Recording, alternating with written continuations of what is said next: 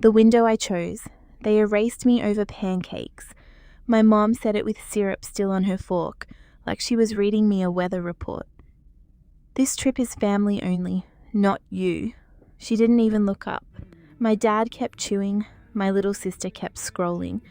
Nobody flinched, so I laughed, short, dry, automatic. Okay, I said, and finished my coffee and left. That's the thing nobody tells you about being the scapegoat. You learn early that fighting back costs more than staying quiet. For 23 years, I was the one who remembered wrong, the one who was too sensitive, the one who made everything about herself. The trip was to Maui. I'd been saving for 8 months. They knew that. They booked it anyway. The month after that breakfast was quiet. Not peaceful, just quiet. The way a room goes still after a fight when everyone's pretending to be asleep.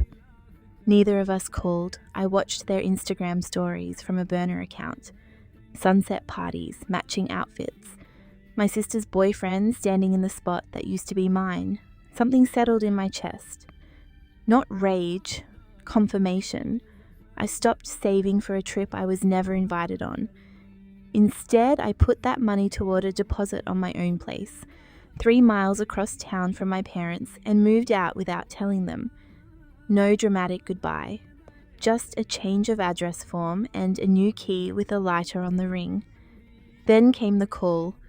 34 days after that breakfast. Not my mom, my sister, which told me everything. She never called unless she needed something.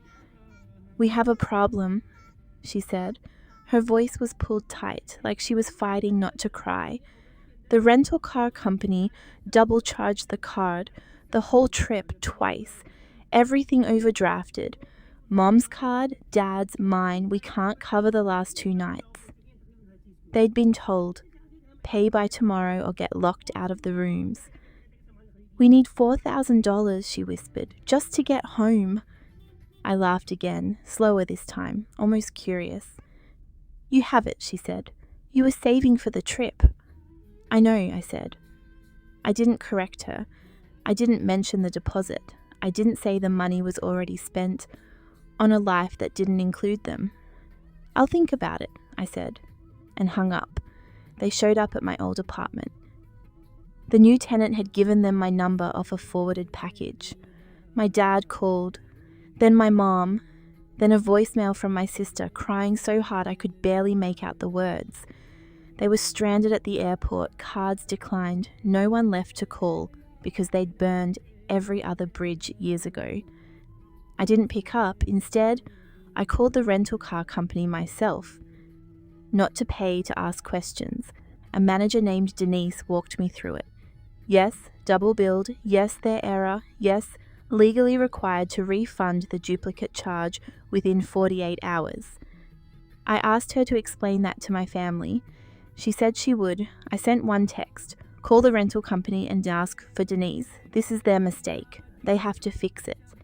Then I turned my phone off for 3 hours. When I turned it back on, I had 11 messages. The first few were angry, then confused, then quiet. The last one, from my mother at 2 a.m., barely made sense. Hotel gave us a new room, airline rebooked us, we fly home tomorrow. A pause. Then, why didn't you just tell us it wasn't our fault? I never answered that question. They came back. 3 weeks later, we had dinner at a diner near my new place. Nobody said the word Hawaii. My mom asked where I was living now. I told her. She nodded like she already knew. My sister wouldn't look at me. My dad paid for the coffee. None of it ever felt like revenge. It felt like arithmetic. They cut me out. I simply stopped trying to fit back in. Denise wasn't an ally. She was just someone doing her job, applying a rule that existed for everyone equally. That was the real shift. I didn't need her to see me. I just needed the world to have a receipt. Sometimes I still laugh when I think about it. Not a happy laugh, not a sad one. Just the sound you make when you finally understand that family is a word. And some people use it like a door, and some people use it like a wall. I picked the window instead.